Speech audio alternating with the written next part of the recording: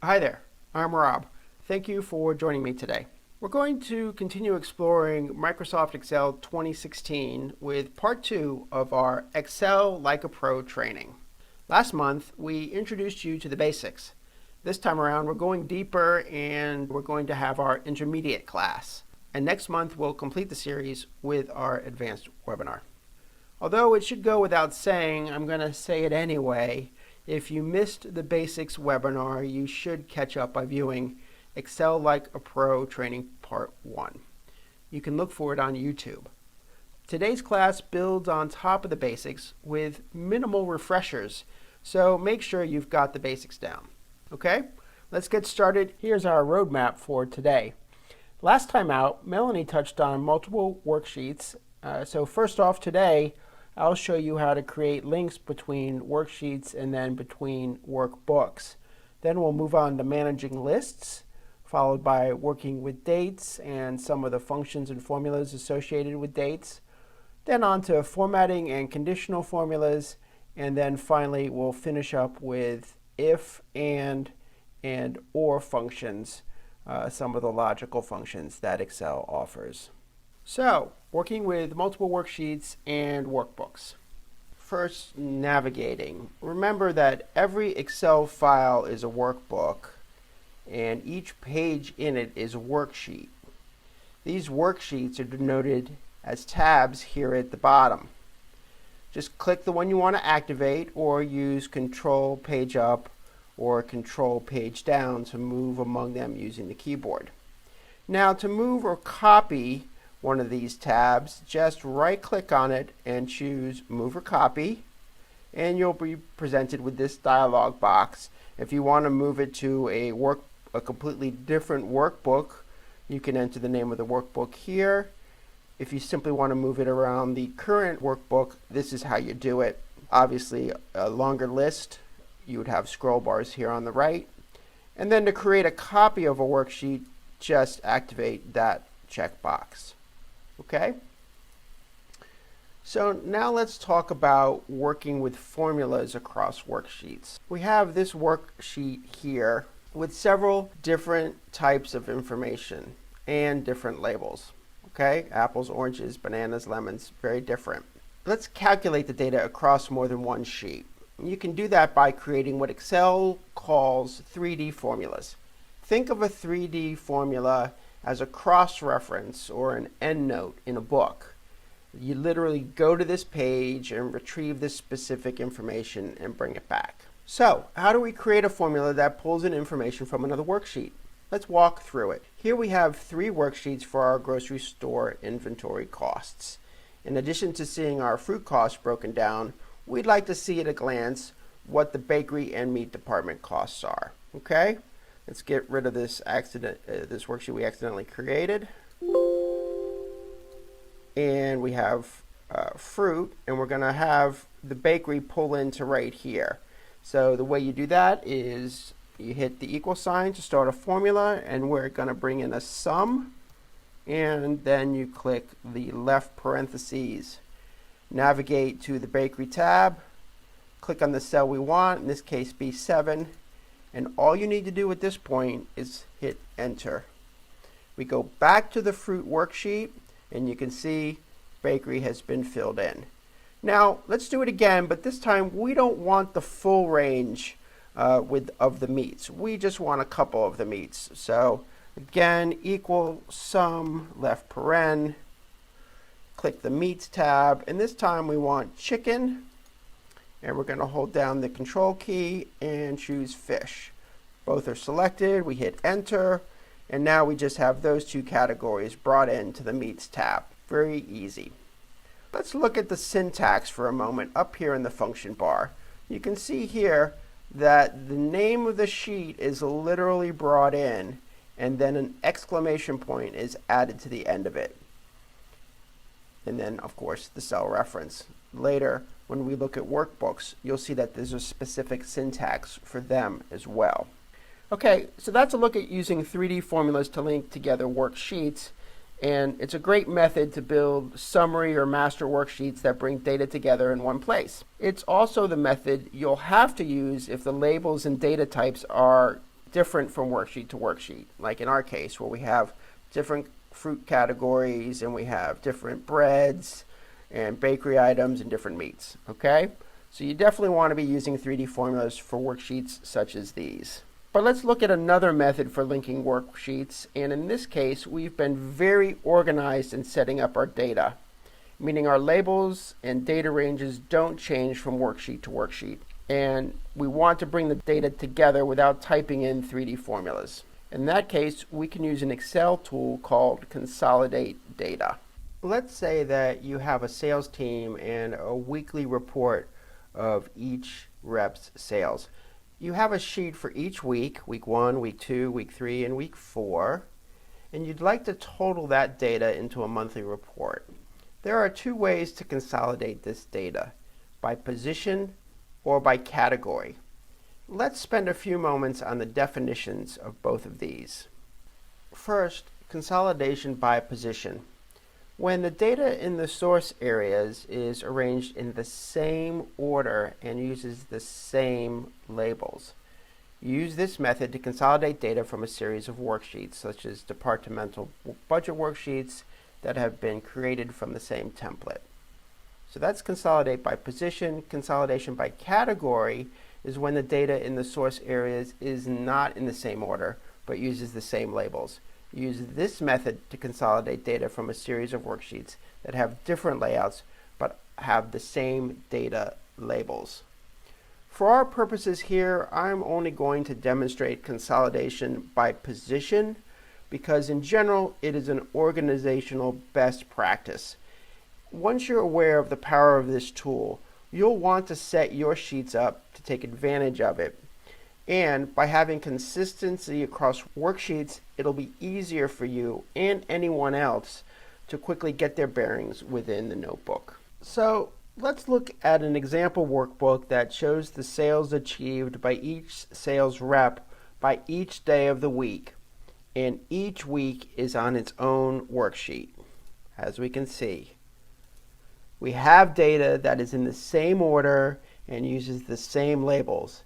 In other words, the same consistent layout. It's going to make consolidating data work like a charm.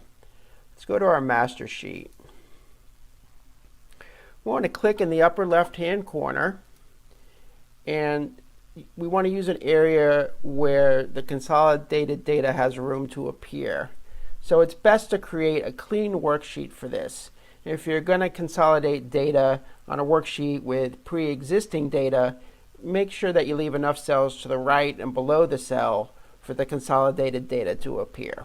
Okay? So let's go to the Data tab, click Consolidate. Here's our dialog box. By default, sum is our function. There are many other functions that you can use with Consolidate Data. I'd say average is probably the next most common to sum. All right, now we want to choose our ranges from each of the worksheets. So we're going to collapse this dialog box with the up arrow. We're going to click on week 1. We're going to select the entire range and the labels. We're going to bring the dialog box back and we're going to add that week to the references. All right. Now it's not hard to do the rest of them because our data and labels are consistent. If we click on week 2, it's already pre-selected. Click Add. Same for week 3. Click on the worksheet, click Add. Click on the worksheet for week 4, click Add. That's it. We have now told Excel all of the data that we want to be consolidated onto the very first master worksheet. We want to make sure we have the labels. So top row and left column labels, we want those. And now let's spend a couple minutes talking about creating links. We need to choose from automatic or manual updates. Clicking here is what makes it automatic. If you want Excel to update your consolidation table automatically, and when any source data changes, we're going to check this box. If you leave it unchecked, you're going to have to update the consolidation manually by returning to the tool. So obviously, we want to be so organized that automatic updates are given. In a couple of minutes, I'll show this in action. We'll change Sally's sales on one of the days of one of the weeks, and you'll see that it updates automatically. So again, the automatic updates and this option right here is really the power, really shows the power of a well-designed and linked workbook. It makes it readable and efficient. Now, a few more important notes before we see the results. You can't create links when the source and the destination areas are on the same worksheet. This explains why it makes sense to group data into worksheets by smaller periods. In this case, we did it by weeks. We knew that we could easily review a week at a glance. Perhaps with such a small sales team, we could have organized our worksheet by month and have had all the data for all the weeks on one worksheet. That might have worked fine, but what happens if the team grows? Perhaps the sheet would eventually become too long to review without scrolling. It's some food for thought. Remember, before you build a worksheet, you want to ask yourself, how do you want to see and analyze the results? How much detail is needed to draw a conclusion? And what is the most important data for decision makers, whether that's you or your manager? All right, so back to our work at hand. Press OK, and Excel will generate the consolidation for you. It will be unformatted, so it's up to you to format it, but you only need to do that once unless you didn't choose automatic, you didn't choose create links, and you have to run manual consolidations repeatedly. So again, another reason you want to organize your data and be consistent across worksheets. So notice the row numbers here. They're non-sequential. What does that mean? Well, let's unhide them. Right click, choose unhide. Look at that. When you consolidated, it did show you an eagle's eye view from above of just the summary of everything, but it truly brought in all the data as well. So let's go ahead and hide that back again. Actually, you know what? We will leave it. We'll just undo. All right. So I mentioned I wanted to show you what happens if we update somebody. So as you can see on the master here, Sally's total for all the Thursdays is $1,000. Let's go into week 4, and let's say we missed by a decimal here. She actually had a banner $3,500 day. We do that, we go back to the master, and you can see it's been updated right here. One last bit about consolidation that leads us into talking about linking across workbooks. If the worksheet that contains the data that you want to consolidate is in another workbook, let's go into the consolidation dialog. You first want to browse for that workbook, okay? And then you'll select the references in the same way that you did before. Excel will create the path for you, and you'll see that the workbook name is in there, as we saw earlier with the worksheets, and it has an exclamation point, okay? That's it for consolidating workbooks. We'll now turn to linking workbooks. So up to this point, we've been working in one workbook with several worksheets, right? In the same way that we can pull data in from many worksheets, we can do the same with workbooks. So let's take a look. You'll remember earlier I referred to a 3D formula as a cross-reference, a connection between one or more worksheets. Well, when that linking crosses into a different workbook, it's called an external reference. So when would you use this? Sticking with our sales team example, you could have a workbook for each month or even each year. It depends on, of course, the time period you'd like to consolidate.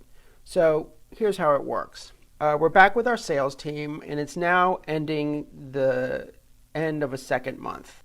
In our monthly sales 2 workbook, we want to see how the team is doing against the previous month. So here on the master worksheet, we are going to add a link to last month's total. So our formula will start, as they all do, with an equal sign.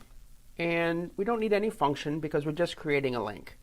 So we are going to jump over to last month's worksheet, monthly sales. And all we need to do is click on the cell that we want to summon, and hit enter. And here's our total for last month. Okay, let's pause again on the syntax of the formula. So you'll notice the file name of the other workbook, monthly sales, is in brackets, even has the extension. Here's the sheet that it refers to and the cell reference. And in order for this particular external reference to work, the single quote marks have been added. And that is because there is a non-alphanumeric character in the file name, and that's this space right here. Keep in mind, particularly if you move folders or put things on a server, that the links can be broken. So you'll want to have a workflow that reduces the breaking of links by having files. You don't want files moving around. All right? And if they do, you'll know that you need to add these single quote marks to help you out in diagnosing file names that may not be alphanumeric and for tracking down file names or file locations when links are broken. Okay? Let's quickly, before we finish this section, let me show you the way to create the link in the opposite way. So we're going to put it right here, but we're going to start in our first file.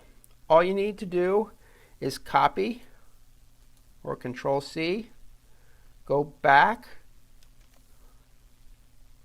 and you're not going to do a paste, you're going to do a paste special right here.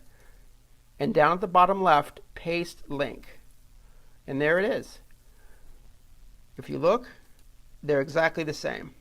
So you have options, you have flexibility in the way that you build your links.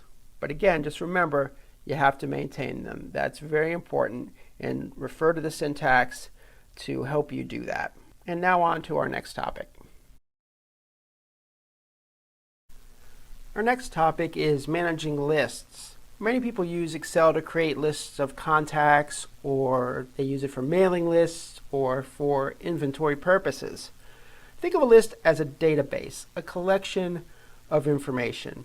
It differs from a table because it doesn't typically use formulas. Rather, it's manipulated into different views through sorting and filtering, and that's what we're going to talk about next. So here, what you see is an example list. It's a list of all the National League Cy Young Award winners since 1967. And because lists are meant to be sorted or filtered, we can look at the data in different ways. So it's really important that lists have column headings, as you can see up here in row 1. It's very important that there are no empty rows anywhere in the list as we go down, as you can see. So let's talk about simple sorting. Right now, this list is organized by year from 67 up until 2017. Let's say instead that we want to see it ordered by who had the most wins among everyone in this list. What we do is we click the column header for wins, and then we go over here and choose sort and filter, and we are going to sort from highest to lowest. More wins is better. Again, this is called a simple sort, and you can see here that it runs from 27 all the way down to 2. And it's no longer organized by year, and obviously it rearranged all the data and kept each row as its own self. So let's do something a little bit more complex and sort by multiple columns. You see this cluster of pictures with 24 wins? They're really sorted by random. In fact, they're still in order by year, and that doesn't really tell us anything. So again, let's click sort and filter. And this time we're going to choose custom sort. And you can see here's our first sort, and we're going to add a level. And the column we want is earned run average, ERA. And it already picked smallest to largest, so maybe Excel knows something. But for those of you who don't know, the smaller the ERA, the better. So that's our sort, and we click it, and you can quickly see that this cluster of 24 is now ordered down by ERA. Okay? Pretty easy, right? So next we're going to look at auto filtering. This is a way to include and exclude any row data. Again, we're going to select any column label or header, and then back under sort and filter, we're going to choose filter. All right, and you can see to the right of every column header, there is now a drop-down menu.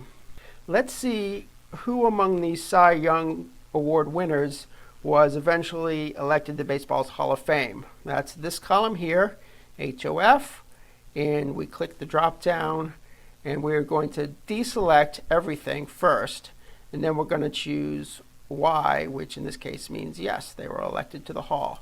Click OK, and we see just the Hall of Fame pictures. So let's go a little bit deeper now. And wait, let me tell you, before we do that, you'll notice that next to Hall of Fame here, there is this filter icon. So that's an easy way of looking here at a glance and seeing that this table is filtered by this column. So now let's go deeper and order these Hall of Famers by number of strikeouts.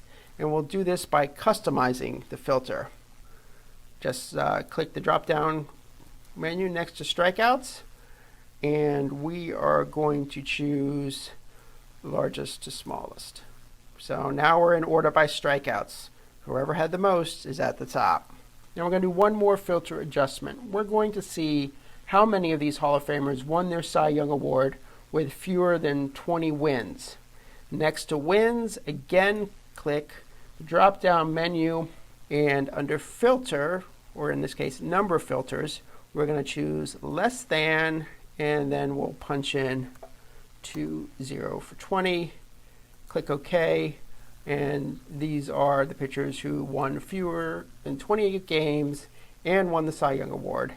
And you can see in some cases it's a relief pitcher. The last thing we're going to talk about in this topic area is how to sum up the totals. So let's say we wanted to see how many of, what the total number of strikeouts that these half dozen or so pitchers had over the course of time. It's as simple as clicking the bottom and then clicking auto sum and hitting enter. Now one thing that's nice about this, if you are to take off the filter, you can see that it automatically updates the subtotals. So you could take off all the filters, return the list to its pretty close to its original form, and from 1967 to 2017, this is the number of strikeouts from these pitchers. That is our overview of managing lists. Now on to our next topic, working with dates. Dates and times are two of the most common data types people work with in Excel, but they can be frustrating to work with because Excel uses a serial number to represent a date instead of the typical month, day in a year, and hours, minutes, and seconds that we're used to in our day-to-day lives. It's further complicated by the fact that dates are also days of the week, like a Monday or a Friday, even though Excel doesn't specifically store Mondays and Fridays and other days in the cells. For example, we see March 27th, 2018 and 2:17 p.m. and Excel sees 42821 and 0.0951, etc. Obviously, serial numbers are not intuitive to use, but fortunately, Excel has a set of functions to make it easier to find and use dates and times. You'll find the date functions on the formula part of the ribbon under date and time. Quite a few to choose from. For our purposes today, we're going to focus on today and now. So looking first off, the today function is useful when you need to see the current date displayed in your worksheet. And it will give you your current date regardless of when you open the workbook. It's going to always update it to today's date. The today function is also useful for calculating intervals. So here's a quick example. You might use this formula to calculate someone's age. So we put in equal the year function, and then here's today. And today always has this open and close parentheses with no information in it. So that's just going to calculate whatever today is on your computer, and it's going to then subtract the years. Okay?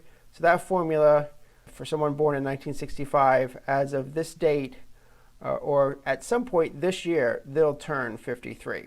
Okay? Now, the now function takes the today function a step farther by including the time.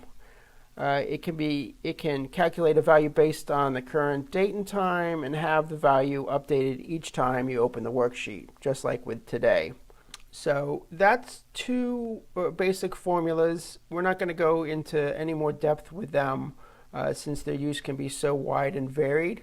But what I do want to do now is show you formats of dates. If you go back to the home ribbon, you'll find your formattings here. Let's go down, and we have a short date and a long date, as well as more number formats here. And under date, you can see many ways of displaying your information. So if you remember from a few moments ago, I talked about the serial numbers. So you can have Excel calculate using its own system, and then you can have your information, your dates and times, displayed in any manner you would like. Now on to a demo of using dates and formulas. Let's check back in with Sally and the sales team. Let's say that we'd like to see the actual date here instead of the day of the week. So first we'll change Monday to, let's start with next week, 4/2/18. And then we just, for Tuesday, we will make a little formula here, B1 plus 1. So we'll take Monday's date and add a day to it, and then let's just copy and paste the rest of the week. And then we can copy the entire set of labels, go to week 2, copy, paste, and we're going to do 4/9/18, and that'll do the rest. So really easy to go and populate your worksheet with the date of each day rather than the day of the week. Now, let's do something a little more complex using a date function, and we're going to figure out how many days are left in the month.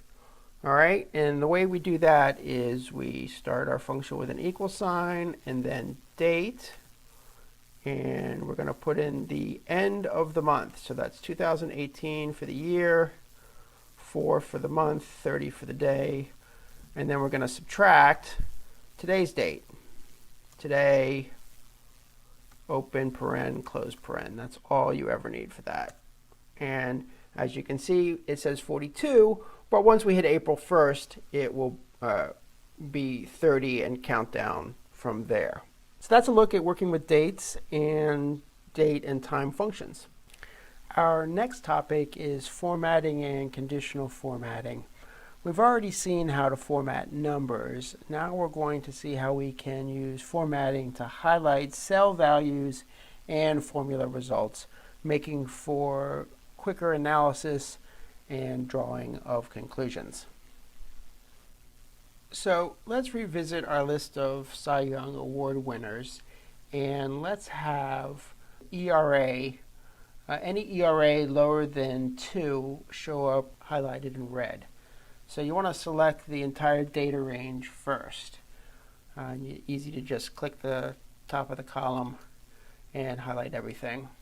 Now let's click on conditional formatting. You can see there's a lot of choices here.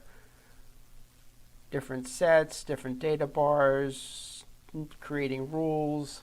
For our purposes, we are going to highlight cell rules, and we're going to choose less than, and we want less than 2.00, and that will be filled with light red with dark red text. So you can see here we have anything lower than 2 is in red. And obviously it's all red down here because I selected the entire column. So perhaps I should have just grabbed the cells with data. Now here's another example, let's revisit the sales team and create an at-a-glance way of seeing who's on target. We'll select all the data cells, like so. And then again, we'll click Conditional Formatting. And what we're going to do this time is create a new rule. And we are just going to format all the cells based on their values. And the style, we want it to be the traffic light style. So here it is. And what we'll do is anybody that's 300 and over is in the clear. They're green. So one thing that's a little weird here is you have to click the type before you enter the value. It's a little weird to do it that way, but now you know, and you won't get confused when you do something like this. If I hit 200 here and hit the tab key, oh, didn't quite get, yeah, I click on number and it goes back to 0. So 200 and OK, and voila, we can see at a glance who's at or above goal. They are in green. Those who are in between 200 and 300 are yellow, and those below 200 are in red. Pretty cool, right? Now let's use a formula to set the conditional formatting. Let's highlight the entire range once again. And conditional formatting, we're going to again choose a new rule, and this time we're going to use a formula to determine which cells to format. Okay, so the formula that we want to use is equal B2 less than 200, because we want to see at a glance who among all of our sales reps is under $200 at this time, or for this week. So then we click Format and Fill, and we're going to just do it in yellow. And OK twice, and then you see all the reps who have yet to hit $200 for the week. So there are just 2 more topics to cover in this particular area, and these are practical tips. Okay, I want to show you, if you weren't the person who created a particular spreadsheet and you opened it for the first time and you wanted to see if it had any conditional formatting, how would you do it? How would you find those cells that have conditional formatting without clicking on each cell? Well, here's how. All you need to do is, here on the home menu, choose Find and Select. And we're going to look for conditional formatting. And you can see here that this entire block had conditional formatting assigned to it. So that's a really easy way to find conditional formatting. Now, the other thing I wanted to show you is what if you wanted to apply this conditional formatting to other sheets in this workbook. That is really easy, but not that intuitive. What have we done? We've done conditional formatting. So what does that mean? We can use the Format Painter. Click it once if we're going to format just one block, but we'll do a couple. So click Format Painter twice, and then we're going to go back to this worksheet, paint over it. You know what I did? I deselected the Format Painter by mistake. So 2 clicks. See the paintbrush icon? Now we go to week 3, paint it. Week 2, paint it. And week 1, paint it. Very easy. Okay? Now let's look at another set of logic-based functions and formulas. The if function. Here's where we start to rely on Excel to help us analyze and surface important data and the relationships between the data. In the same way that conditional formatting helps us see when certain conditions are true, the if functions and related formulas reveal when certain criteria are met. when certain things are in fact true.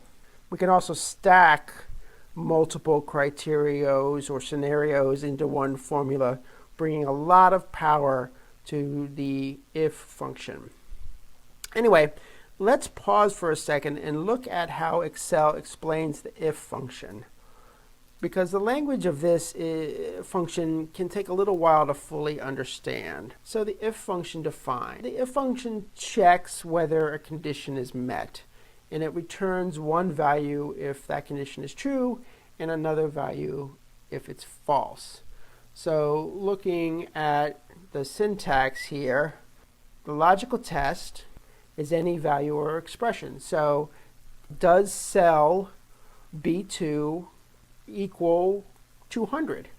If the value is true, then perhaps we display the word yes in a cell to the right of B2. And if it is false, then we say no to the right of B2.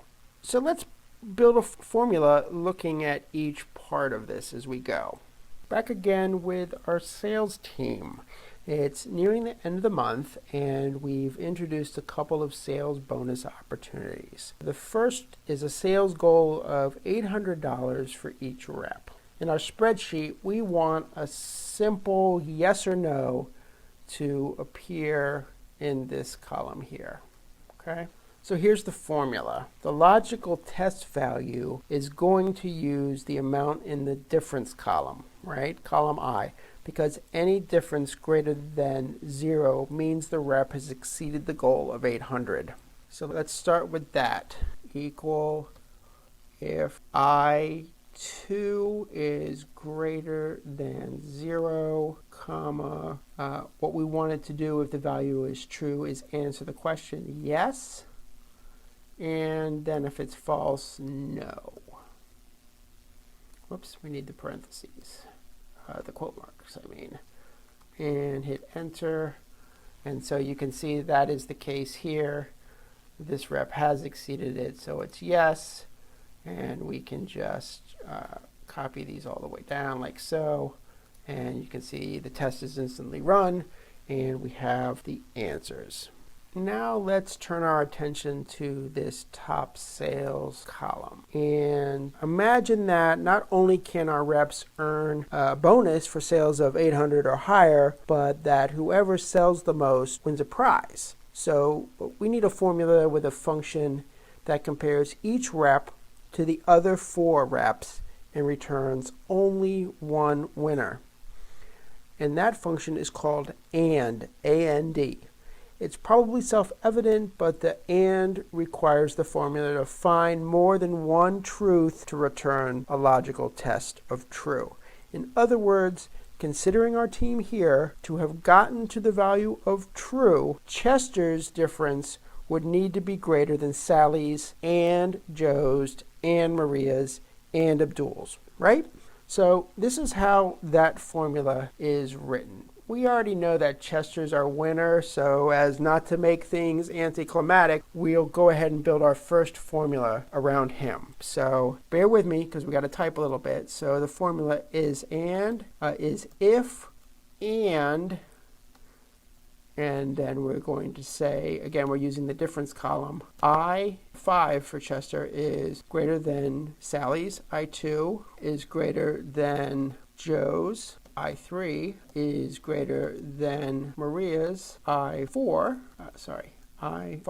is greater than I4. And I5 is greater than I6. We close it, comma, and we're going to just have it say winner, and then nothing if that's not the case, and then close it. Hit return, and we can see that Chester is our winner. Now I've pre-filled this with another column of the same formulas. Let's unhide that. So here's top sales, and you can see that it's the winner, but as you can see, while I can copy and paste this first formula to each of these, we then need to go in and hand edit each one. So all of these will start with I2 and have all the rest of 3, 4, 5, and 6 This will be I3 and have I2 and I4, 5, and 6, etc. down the row. So that is how we do function within an if-based formula. Now there is one more common function that is also a companion function to the if function, and that is the or function. So let's imagine that there is a third and admittedly dire circumstance that could occur to one or more of our sales reps. Whoever does not make the sales goal or does not sell at least 3 premium upgrades is going to get fired. We'll call this the Glenn Gary, Glenn Ross situation for those who have seen the movie. In other words, even if a rep misses the sales goal of $800, they can still be safe if they sell at least 3 upgrades, okay? 3 premium upgrades. So here's how that formula is written. Just like we saw with the AND function, we will nest the OR right after our IF function. So let's start up here. In M2, we'll hit equal, if, and then OR, if, or, let's move my mouse a little bit so you can see better. And we're going to say if I2, again using the difference column, I2 is greater than, and let's do equal to 0 because technically 0 means they met the goal, equal to 0, and then comma, or L2 is greater than 2. Close that, and comma. We're going to do safe if our expression is true, and we're going to do fired if it is false. Paren, but Excel took care of that for us automatically, and then we'll just copy this down and see what the results are. No need to change or edit the formula. Okay, so let's check it here. Maria, she came up short by $100 on the sales goal, and she only sold 1 premium. So unfortunately, Maria is not going to be continuing with us because she didn't make the incentives. So, believe it or not, that brings us to the end of part 2 of Excel Like a Pro. Our intermediate class is now complete. We will have a third, part 3, coming up in April. The date is to be announced, and that will be our advanced Excel Like a Pro class. Thanks so much for joining me, and take care.